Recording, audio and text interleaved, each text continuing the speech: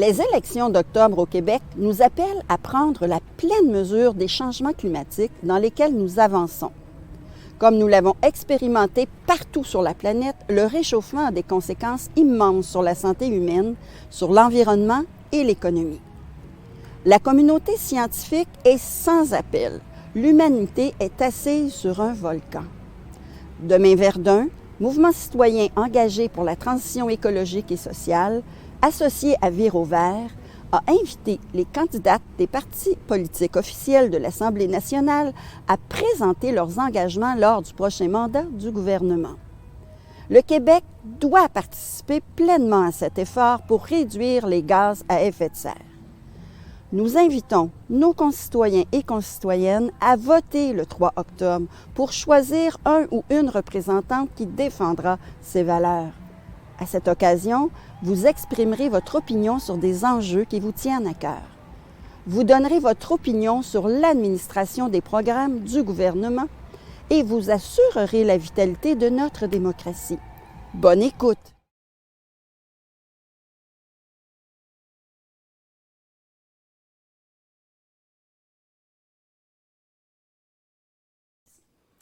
Il y a plusieurs questions dans tout ça, mais d'abord sur le 65 c'est une cible que s'était donnée d'ailleurs le gouvernement en disant pour l'exemplarité de l'État, ce que nous devons faire, c'est de diminuer, bien sûr pour les pour les véhicules légers. Je vais vous donner là, on avait dit il faut diminuer de 50 les GES pour les véhicules légers qui appartiennent à l'État québécois. Je veux juste qu'on se le dise là, moins de 28 de la flotte appartenant au ministère des Transports du Québec est électrifiée. Il y a beaucoup de travail à faire et on peut aller chercher 50 de réduction avec les véhicules légers, justement appartenant au gouvernement québécois. Il y a un autre 15 qu'on s'était donné comme objectif, c'était sur l'immobilier. C'est-à-dire, est-ce qu'on est capable, avec tout ce que l'État a comme propriété, de diminuer les GES?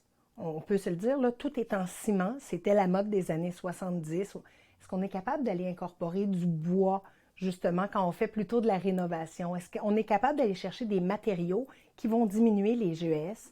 Là aussi, il y avait un objectif de 15 Donc, si on fait le 50 plus le 15, on est à 65 Moi, j'y crois. Ça, c'est un objectif qu'on devrait se donner comme cible à atteindre.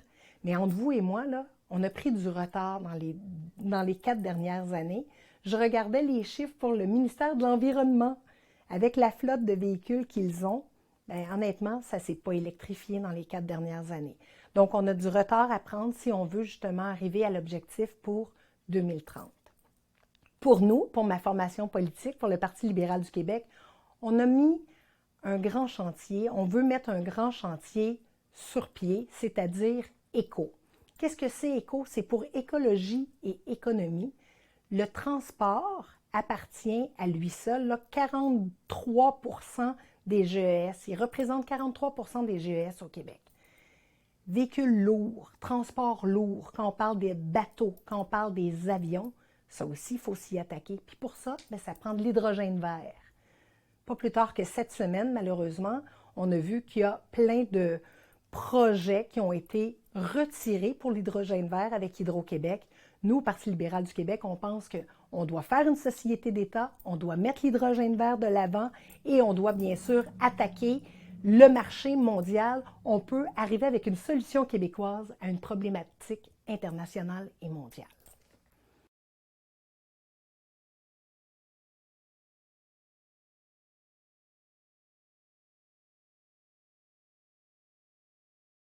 Bien, écoutez, on continue un peu dans la lignée, ce sur quoi je répondais. Mais pour nous, c'est la gratuité du transport en commun. Pour les aînés, pour les étudiants d'abord. Il faut qu'on offre plus de choix aussi en transport en commun. C'est pour ça qu'on a dit, nous, là, on veut investir dans les agences de transport. Parce que c'est bien beau de dire aux gens, utilisez plus votre véhicule, mais encore faut-il qu'il y ait des opportunités, plus d'offres autour d'eux. Donc, c'est pour ça que nous autres, on veut donc la gratuité pour les transports en commun chez les aînés, chez les étudiants. On veut bien sûr augmenter le financement des agences de transport. On veut aussi augmenter le nombre de bornes de recharge. Moi, là, j'ai une voiture électrique depuis 5 ans. Depuis 5 ans, je vois à quel point, ici même à Verdun, déjà, ça a changé. Avant, là, je n'avais pas de difficulté à me trouver une borne de recharge. Maintenant, c'est plus compliqué. C'est bon signe, on peut applaudir le tout, mais quand même, il demeure quand même qu'on doit avoir des bornes de recharge rapides, parce que ça, c'est un frein aussi pour plein de gens qui disent, moi, je veux poser le bon geste. Moi, là, j'ai envie d'acheter une voiture électrique, mais là, si c'est pour me prendre une journée et demie à recharger pour pouvoir repartir, faire de la longue route, bien, ça n'a pas de bon sens. Alors, nous, on veut réinvestir avec les bornes de recharge. On s'est aussi dit qu'il fallait mettre un frein aux projets autoroutiers. À un moment donné, là, il faut qu'on puisse réfléchir. Les projets autoroutiers, est-ce qu'on peut prendre le temps, faire une étude là, avant de lancer des grands chantiers, comme le troisième lien? On va le prendre en exemple. Là, avant de dire qu'on va faire un tunnel sous le fleuve Saint-Laurent, est-ce qu'on peut s'asseoir, réfléchir, penser correctement les choses? Nous, on a fait des propositions d'avoir des tramways, pas uniquement est-ouest, mais aussi nord-sud. Je pense très honnêtement que les Québécois, les Québécoises ont plus que jamais l'environnement à cœur. Moi, j'ai été ministre de l'Environnement, là, ça a changé ma vie. Puis j'espère que avec la génération qui nous pousse dans le dos, moi, j'ai 2 adolescents à la maison, là, c'est ce qu'ils nous demandent, de faire plus, de faire mieux pour leur avenir à eux. Et c'est exactement ce que nous proposons. Mais je veux juste revenir au projet éco quelques secondes. Il me reste 60 secondes, je suis chanceuse. Le projet éco va justement pouvoir répondre à la diminution qu'on doit faire des transports au Québec. Si on est capable d'électrifier le transport léger, le transport lourd, lui, demeure malheureusement inatteignable jusqu'à aujourd'hui. C'est pourquoi on parle d'hydrogène vert. C'est pourquoi on parle de faire une société d'État où on va pouvoir vendre notre hydrogène vert partout sur la planète, puis on va pouvoir en faire bénéficier les Québécois, les Québécoises, où on va pouvoir continuer à investir dans des programmes sociaux qu'on a puis qui nous sont chers au Québec.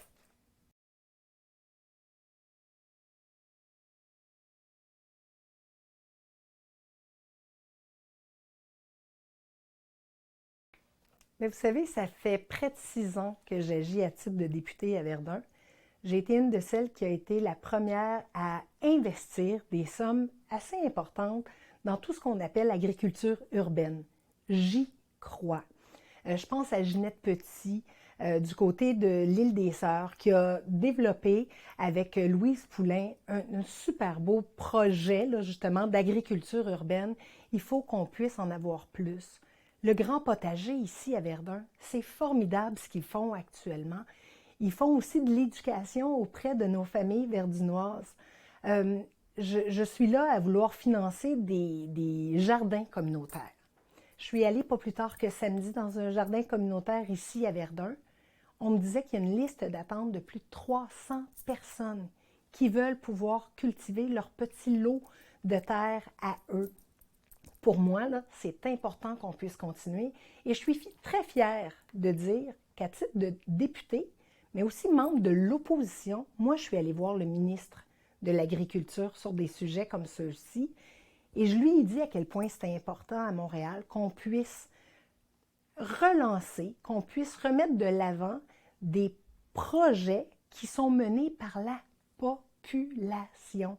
On ne fait pas de défaut. Quand ça vient de la base, là, on ne se trompe pas. Alors, le MAPAC, le ministère donc, de l'Agriculture, finance des projets comme ceux-ci et je pense qu'on doit continuer à le faire. On veut une agriculture toujours plus verte, plus bio aussi, mais accessible au panier d'épicerie. Ça aussi, c'est important pour moi. Avec l'augmentation du coût de la vie, avec l'inflation, on le voit, là, les familles ont de la misère à boucler la boucle. Et j'ai offert près de 10 000 $ dernièrement aux banques alimentaires pour qu'on puisse faire une rentrée avec l'inflation qui est difficile. Alors pour moi, d'avoir une communauté nourricière ici même à Verdun, être capable de répondre aux besoins de notre monde proche de nous, puis dans le circuit court aussi, pour moi c'est important là. Quand on parle de GES, on doit parler de circuit court aussi. tout est dans tout, dans le fond. Alors, moi, je veux continuer à relancer ce genre de projet-là. Je vais continuer à financer, mais surtout à faire entendre les gens de Verdun, donner la voix des gens de Verdun aux gens de Québec qui, parfois, sont un peu éloignés de notre réalité.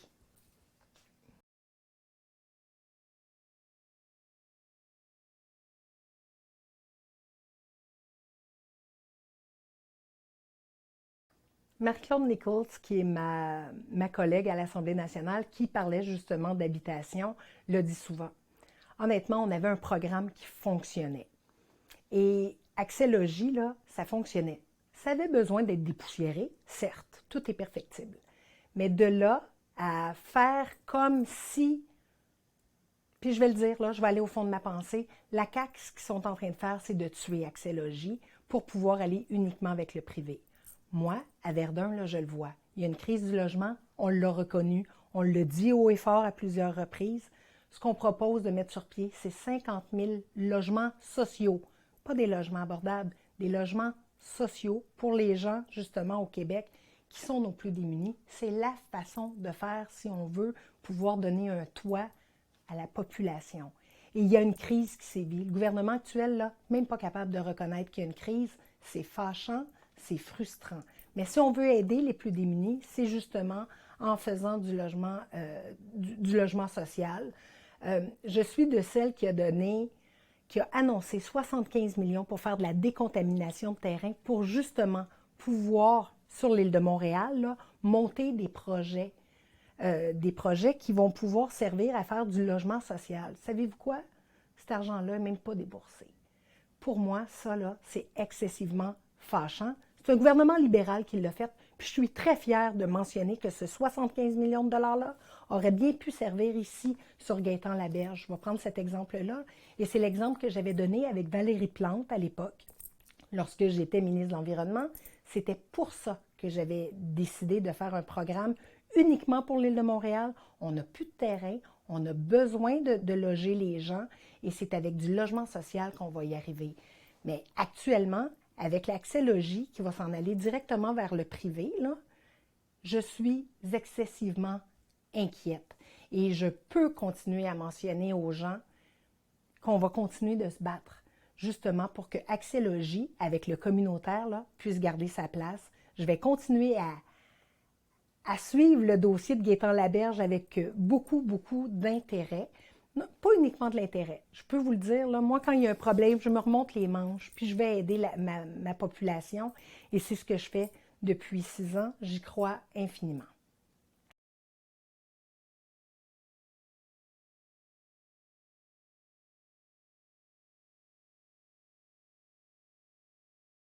Bien, je l'ai dit un peu tout à l'heure, mais moi, ça fait déjà quelques années que je roule électrique.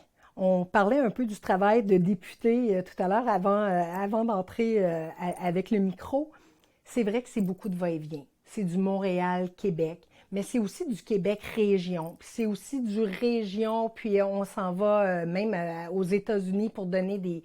Parfois, là, on peut aller dans des universités parce qu'ils veulent savoir comment ça fonctionne au Québec. Bien, moi, je me suis dit, mon empreinte carbone, la plus importante, c'est vraiment le transport. C'est pour ça que j'ai décidé d'opter pour une toute petite voiture électrique. C'est tout mignon, c'est parfait, j'adore ça.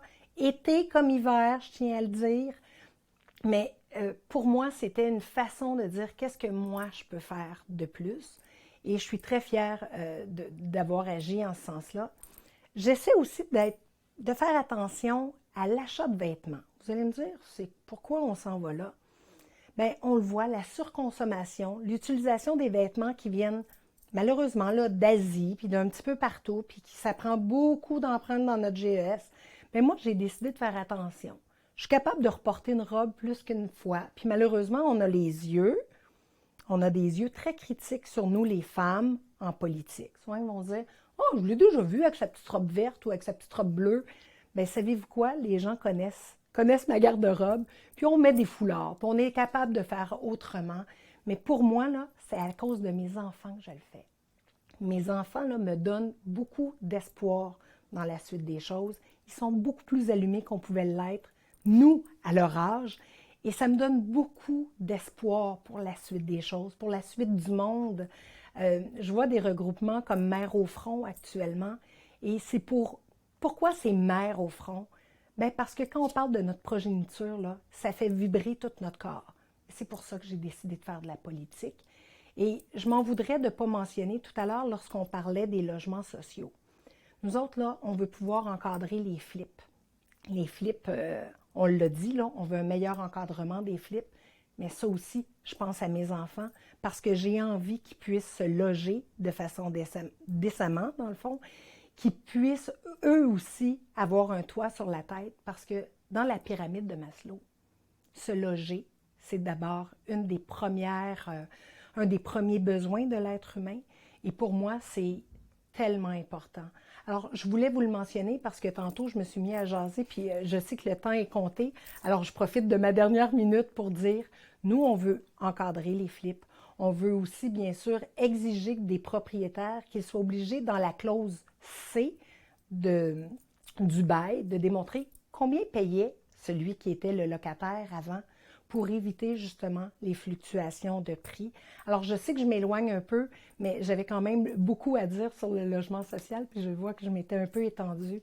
Mais pour la suite, tout le monde veut poser le bon geste. Tout le monde veut faire la bonne chose.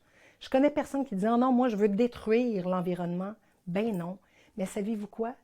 Si on veut y arriver, là, il faut être audacieux. Quand j'ai annoncé qu'on était pour avoir 100 000 véhicules électriques en 2017, tout le monde riait de moi. Toutes les formations politiques disaient que j'étais au pays des licornes. Savez-vous quoi? On y est arrivé à peu près à quelques semaines près de ce qu'on avait annoncé. Il faut être audacieux, mais en même temps, il faut être réaliste, et c'est ce qu'on est au Parti libéral du Québec.